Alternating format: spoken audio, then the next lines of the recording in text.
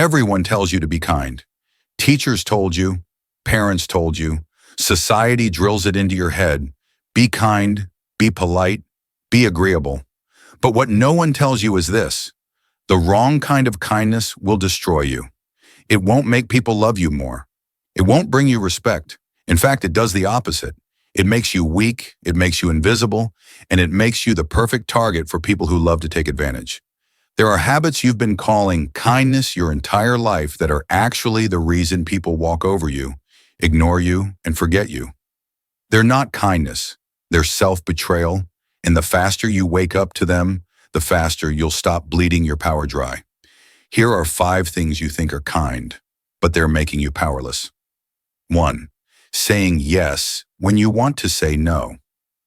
How many times have you agreed to do something you didn't want to do? How many times have you said yes because you didn't want to upset someone, disappoint someone, or look selfish? You call it kindness, but let's call it what it really is. Fear. Fear of rejection, fear of being disliked, fear of conflict. Every yes you give against your will isn't kindness. It's self-erasure. You disappear a little more each time you betray your own needs just to meet someone else's. Do that long enough, and people don't even see you anymore. They only see the favors, the sacrifices, the endless availability. You stop being a person in their eyes and you become a tool. Real kindness isn't about pleasing everyone. It's about being honest enough to say no when you mean no. It's about respecting yourself first so that when you do say yes, it comes from strength, not from fear. Because here's the truth. People don't respect a spineless yes. They respect a solid no. 2. Apologizing for things that don't need an apology. Think about how often the words "I'm sorry" come out of your mouth.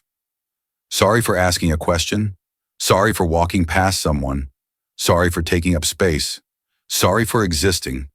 Somewhere along the way, you confused humility with constant apology. But here's the problem.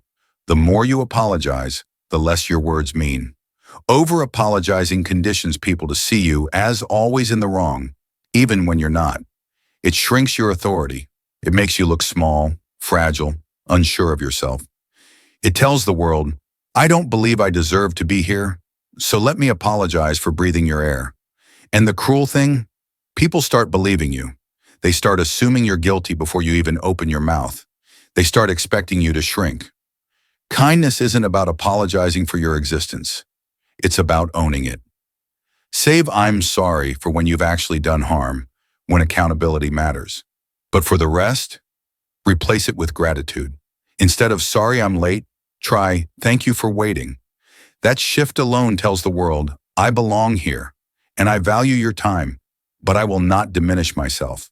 That's real kindness, without self-erasure. 3. Avoiding conflict to keep the peace. You bite your tongue. You swallow your opinions. You keep your feelings locked inside because you don't want to start an argument. You tell yourself you're being kind, that you're keeping the peace. But let me ask you, what peace? Because the only peace you're keeping is the fake one on the outside, while on the inside you're drowning in resentment. Avoiding conflict doesn't build harmony, it builds walls. It teaches people that you're okay being disrespected, ignored, or mistreated as long as you don't have to raise your voice. And guess what? They believe you. They keep pushing. They keep taking. Because why wouldn't they? You've trained them to think you'll never push back. Real kindness is not silence in the face of disrespect. Real kindness is honesty with backbone. It's the courage to say, this isn't okay. It's being willing to have the uncomfortable conversations that clear the air and build trust. Because conflict handled with respect creates more peace than pretending everything is fine ever will. Stop confusing cowardice with kindness. They're not the same thing. 4. Giving without limits. You pride yourself on being generous. You give your time, your energy, your money, your attention. You give until you're empty, and then you call it kindness. But here's the truth. Unlimited giving isn't kindness.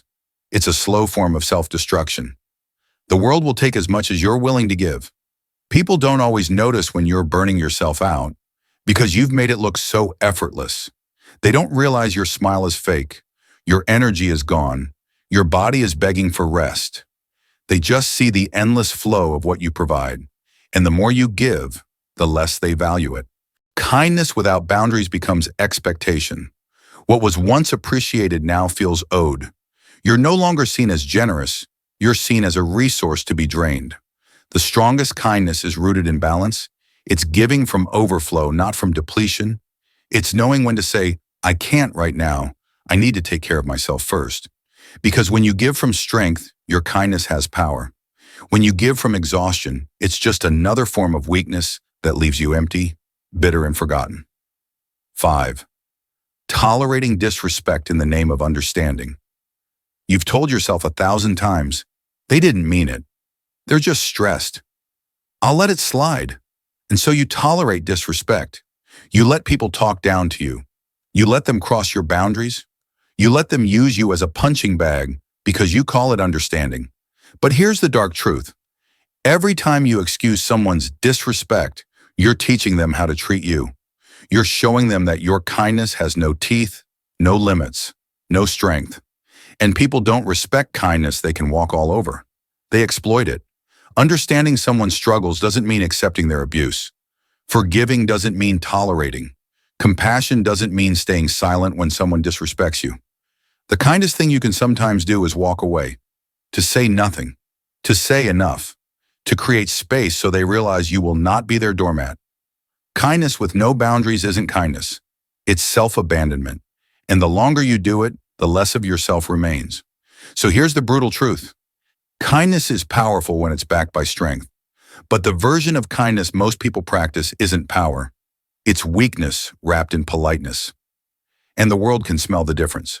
Stop saying yes when you mean no. Stop apologizing for existing. Stop avoiding the conversations that matter. Stop giving until you're empty.